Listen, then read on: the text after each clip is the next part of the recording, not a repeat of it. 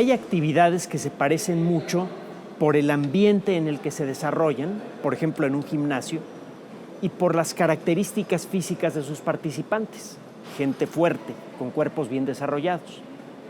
Ese es el caso, por ejemplo, del levantamiento de pesas o el fisicoculturismo.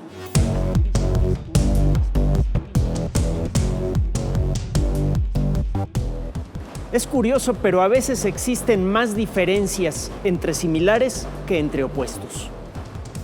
En el caso de actividades aparentemente similares, como el fisicoculturismo y el levantamiento de pesas, las diferencias son vastísimas en prácticamente cualquier aspecto que usted quiera mencionar.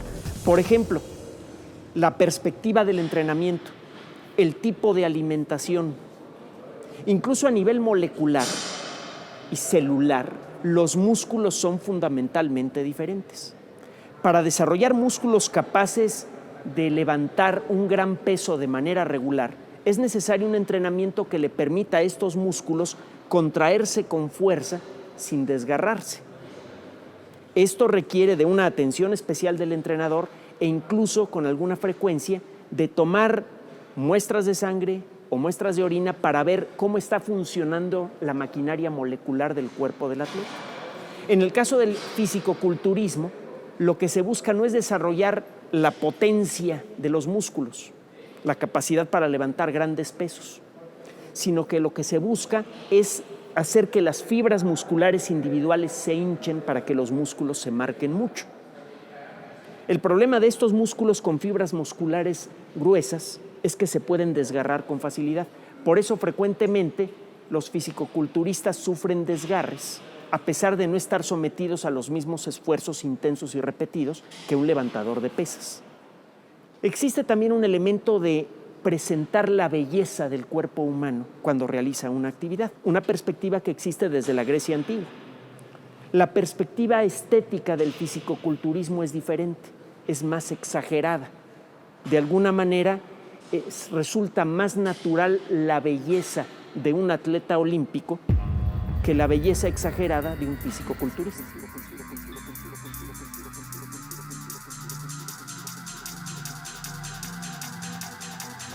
Existen diferencias fundamentales en todos los aspectos de la práctica del fisicoculturismo y el levantamiento de pesas, desde la intención hasta las moléculas involucradas. El fisicoculturista busca desarrollar un cierto aspecto que se considera estético en su cuerpo.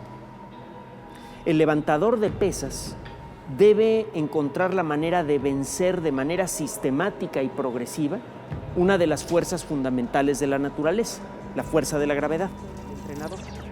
En el caso del fisicoculturismo, es necesario desarrollar ciertos esfuerzos que facilitan el aumento del diámetro de las fibras musculares. En el caso de la persona que levanta pesas de manera sistemática, es necesario desarrollar las fibras musculares apropiadas para producir mucha fuerza de manera consistente. Cuando se somete a una medición realizada con aparatos especiales a un fisicoculturista y a un levantador de pesas de características físicas comparables, la capacidad de desarrollar fuerza de ambos es muy diferente, aunque el aspecto sea muy similar. Esto tiene que ver con la estructura celular y molecular de los músculos en ambos casos. En el caso de los músculos del levantador de pesas, una pareja de proteínas que se llaman actina y miosina tienen un desarrollo especial. Estas moléculas, que tienen una forma vagamente similar a la de peines cuyas cerdas están encontradas, al deslizarse una sobre otra, generan el fenómeno de la contracción muscular. Mientras más fibras de este tipo existen, más fuerza tendrá el músculo para generar una contracción importante y sostenida. La cantidad y calidad de las fibras de actina y miosina en los músculos de un levantador de pesas y de un fisicoculturista es muy diferente. El proceso para desarrollarlas es diferente también. La construcción de estas proteínas es un proceso lento, no son proteínas que se puedan fabricar con facilidad. Es por eso que el entrenamiento que debe otorgarse a un cargador de pesas, a alguien que levanta un peso fuerte, importante, de manera sostenida, es muy diferente. Hay que darle tiempo al cuerpo para fabricar actina y miosina.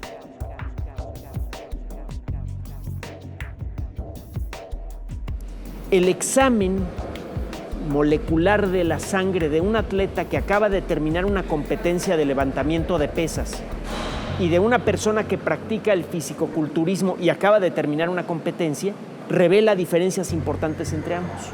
Es claro que el cuerpo del atleta sufrió un desgaste molecular bastante tangible, un desgaste molecular que requiere de la atención de un entrenador especializado para poder cubrirlo. Se necesita la alimentación correcta, se necesita incluso hasta el estado mental correcto para que el atleta pueda recuperar su nivel para prepararse para la siguiente competencia.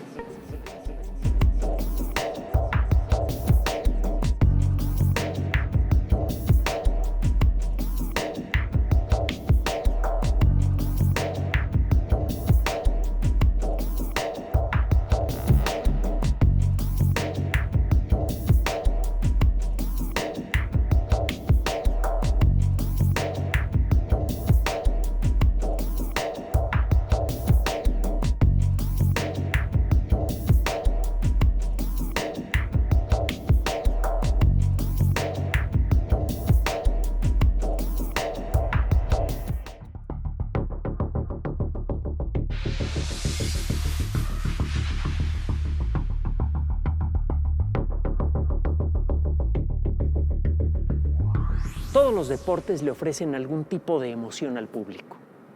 A veces esa emoción es instantánea. Por ejemplo, cuando un boxeador logra el golpe que le da la medalla de oro.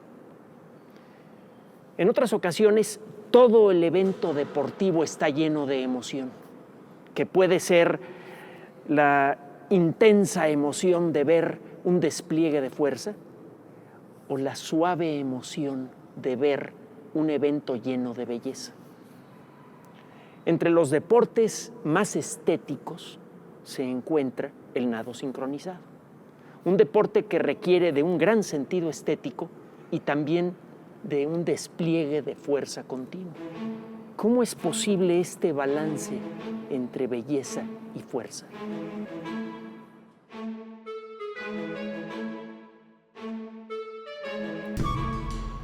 Las cualidades físicas del cuerpo humano son exigidas al máximo en los deportes olímpicos.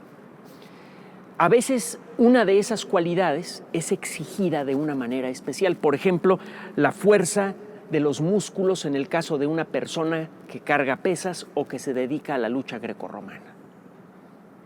En otros casos es la agilidad, un futbolista, por ejemplo. En otros casos son los movimientos certeros de precisión, un arquero. En algunos deportes es necesario realizar un tipo peculiar de ejercicios tan diferente a lo que normalmente ha hecho el cuerpo humano en sus más de 200,000 años de historia, que requiere de un entrenamiento único. El nado sincronizado necesita del desarrollo de una precisión exquisita para la realización de movimientos en un medio que se opone a ellos. Se necesita para poder crear y mantener las delicadas y precisas figuras del nado sincronizado, no solamente la capacidad para moverse en forma precisa, sino para mantener momento a momento esas figuras que desarrolla el cuerpo humano con fuerza.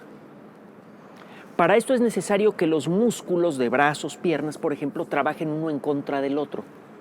Gracias a esta tensión controlada entre músculos que realizan labores opuestas, el que extiende un brazo y el que sirve para cerrarlo, es que el deportista puede mover con precisión y al mismo tiempo con la fuerza necesaria las piernas y los brazos debajo del agua. Este entrenamiento involucra movimientos que prácticamente ningún ser humano en el pasado había tenido que hacer, cuando menos no con tanta precisión y durante tanto tiempo. Y esto involucra entrenar no solamente a los músculos del atleta, sino también a su sistema nervioso. El cerebro tiene que aprender a enviar las precisas y continuas señales necesarias a los músculos para que estos se pongan en la tensión correcta y la vayan liberando de la manera correcta para la realización de estos movimientos. El nado sincronizado, en ese sentido, es uno de los deportes que más exige de los músculos y del sistema nervioso de la persona que los practica.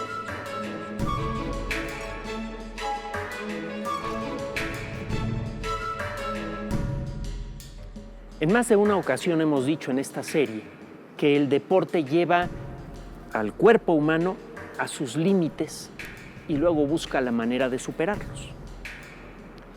Nuestro cerebro tiene una serie de elementos que se encuentran principalmente en el centro, que integran la información de nuestros ojos, de nuestros oídos, la sensación de tacto del entorno, para crear un mapa cerebral de todo lo que sucede en una esfera tridimensional alrededor de nosotros. Se llama el GPS cerebral. Nos permite calcular instintivamente en dónde se encuentran los objetos que vimos hace un momento en el suelo para no tropezarnos con ellos, por ejemplo. Durante casi toda la historia de la civilización y de la humanidad, la gente tuvo que utilizar su sistema GPS cerebral para manejarse en dos dimensiones. Prácticamente todas las actividades de todas las personas, con muy pocas excepciones, ocurren con los pies en el suelo. Es necesario tener un sentido tridimensional del ambiente para poder lanzar una flecha hacia su blanco y poder llevar algo de comida a la casa. Pero el cuerpo de la persona que lanza esa flecha está pegado al suelo. Es solo hasta el siglo XX en el que algunas personas han tenido que realizar actividades importantes, a veces por un intervalo de tiempo muy largo, en tres dimensiones. Por ejemplo, los astronautas en la Estación Espacial Internacional. Por ejemplo, un paracaidista. Probablemente el caso más extremo del uso del sistema GPS cerebral de una manera creativa es el del nado sincronizado. Desde el descubrimiento de este sistema neurológico hace pocos años, un descubrimiento que por cierto le valió el premio Nobel a sus autores, hemos aprendido a descubrir cuáles son sus verdaderos límites. A pesar de haber sido organizado por la evolución para funcionar en dos dimensiones, el sistema GPS cerebral funciona bien en tres. En el nado sincronizado, las personas que lo practican deben frecuentemente imaginarse como flotando en el espacio y deben realizar movimientos extraordinariamente precisos independientemente de la orientación de sus cuerpos. Algo para lo que el sistema GPS cerebral normalmente nunca había servido antes. Este sistema se puede entrenar para realizar funciones que no existieron en toda la historia de la humanidad sino hasta hace poco.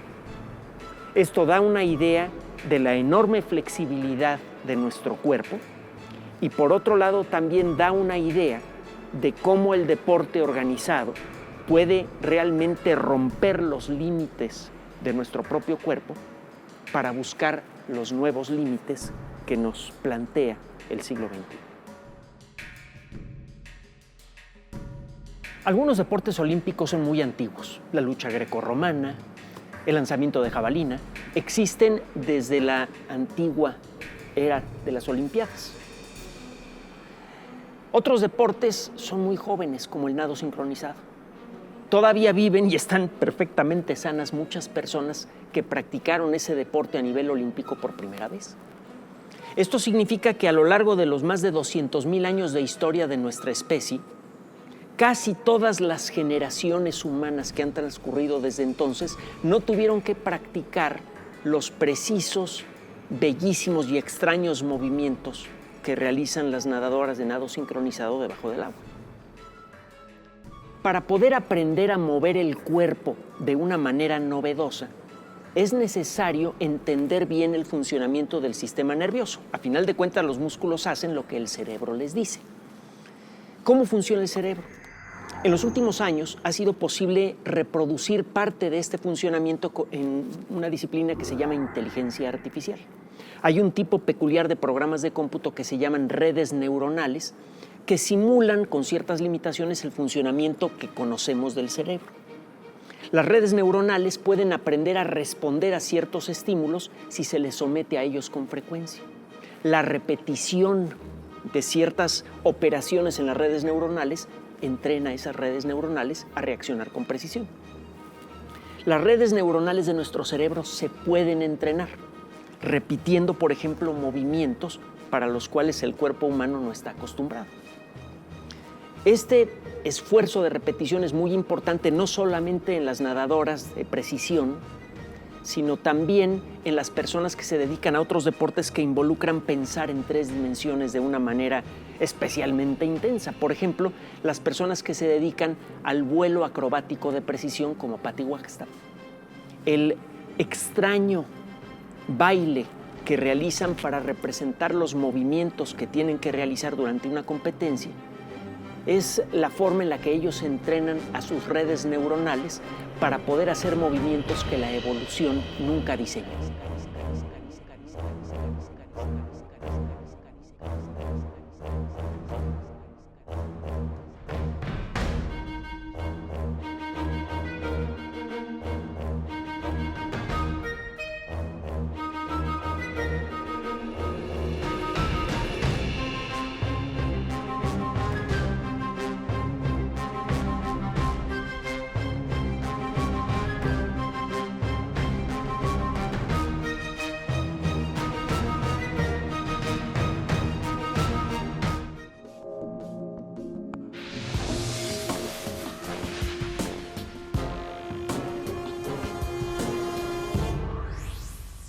Existe la idea de que si a los niños se les entrena de manera intensiva desde pequeños, pueden sufrir problemas en el desarrollo de sus cuerpos y de sus mentes. ¿Es cierto esto?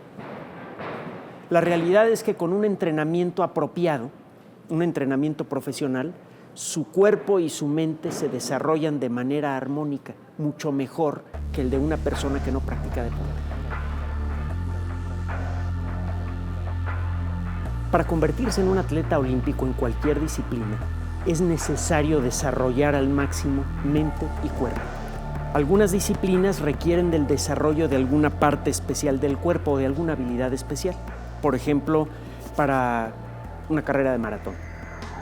Hay disciplinas en donde es necesario desarrollar el cuerpo completo y en donde es necesario desarrollar ciertas habilidades específicas. Uno de los ejemplos más dramáticos, más completos, es el de la gimnasia. Es necesario desarrollar fuerza en todas las extremidades y en el centro del cuerpo, y es necesario además desarrollar un tipo de fuerza diferente al que necesita un levantador de pesas, por ejemplo. Es una fuerza que permite mantener una tensión controlada y precisa en todo momento. Por eso, los movimientos de un gimnasta de calidad olímpica son siempre fluidos, suaves, aunque detrás de ellos exista una gran cantidad de fuerza. Para poder convertirse en un gimnasta de primera línea, es necesario empezar desde muy joven. Y hay un problema con eso. Existen tejidos especiales en el cuerpo, por ejemplo, en la base de los huesos largos, durante nuestros primeros 20 años de vida más o menos, que trabajan rápidamente para crear nuevo hueso. En los músculos hay células especializadas que están creando nuevo músculo también. Eso es lo que permite el crecimiento rápido de nuestro cuerpo. Un entrenamiento mal planteado podría alterar de manera importante este proceso. El entrenador tiene entonces que resolver un acertijo importante. ¿Cómo logra que sus estudiantes desarrollen sus máximas capacidades sin que esto repercuta de manera negativa en su desarrollo normal?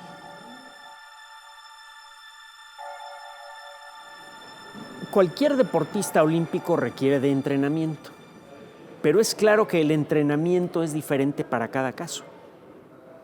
Todos los atletas olímpicos deben, por ejemplo, aprender a desarrollar fuerza con su cuerpo, pero la fuerza no se expresa siempre de la misma manera. No es lo mismo levantar un gran peso o dar un golpe certero para conseguir un knockout en una competencia de boxeo que el realizar los cuidadosos, precisos, suaves, elegantes movimientos de un gimnasta. Es necesario, obviamente, darle un entrenamiento diferente a cada deportista para conseguir resultados diferentes. En el caso de la gimnasia, uno de los factores que debe considerar el entrenador es el estilo de fuerza que desarrollan los músculos. La fuerza instantánea necesaria para levantar un gran peso o para lanzar un golpe preciso es diferente a la tensión continua entre músculos opuestos que existen en el cuerpo de un gimnasta. Frecuentemente, para realizar ciertos movimientos con mucha precisión, es necesario que músculos en partes opuestas, por ejemplo del brazo, se pongan en tensión. De alguna manera, la fuerza que desarrolla un músculo se contrapone con la fuerza que desarrolla un músculo opuesto. De este juego de opuestos es que aparece la posibilidad de realizar movimientos muy precisos, pero llenos de fuerza, que le permiten, por ejemplo, a un competidor mantener una buena figura en los aros. Los músculos generan fuerza, a final de cuentas, gracias a la energía que encuentran en la sangre. En la sangre de cualquier persona circula oxígeno, que está atrapado en los glóbulos rojos, y glucosa. La glucosa, al igual que la gasolina de un automóvil, se quema en contacto con el oxígeno y libera energía. Hay todo un largo proceso molecular que se llama fosforilación oxidativa.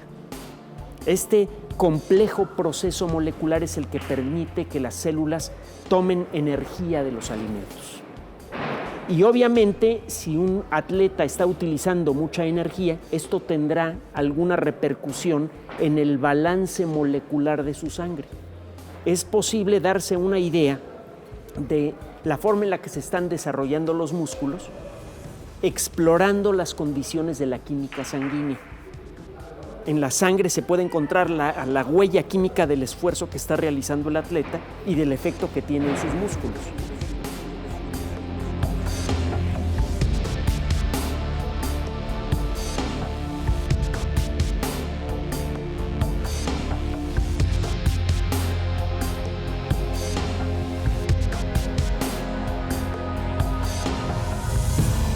En una competencia olímpica participa el cuerpo y la mente de cada competidor. A final de cuentas, cuerpo y mente son la misma cosa y es necesario entrenarlos de la manera apropiada. El tipo de entrenamiento físico que necesita un gimnasta claramente es diferente al que necesita alguien que va a levantar pesas. Y lo mismo ocurre con su mente. La persona que se dedica a la gimnasia debe realizar movimientos precisos, a veces muy lentos, a veces muy rápidos y siempre llenos de fuerza. Si falla en el tiempo o en la fuerza que debe aplicar en uno de sus movimientos, puede ocurrir una caída incluso grave. Un entrenamiento completo en el mundo de la gimnasia involucra por una parte el desarrollo armónico del sistema musculoesquelético y también el desarrollar el tipo de perspectivas, de instintos de un bailarín profesional. Es necesario conocer al cuerpo propio con tanta precisión que uno sabe exactamente qué posición tiene cada uno de los músculos y de los huesos del cuerpo, incluso sin verlos. Es necesario desarrollar la concentración apropiada para generar la tensión correcta en cada momento. Es necesario entonces diseñar técnicas de concentración diferentes a las que se le enseñan a una persona que se dedica al tiro con arco. De esta unión apropiada entre el entrenamiento físico y el entrenamiento mental es que sale un deportista olímpico completo.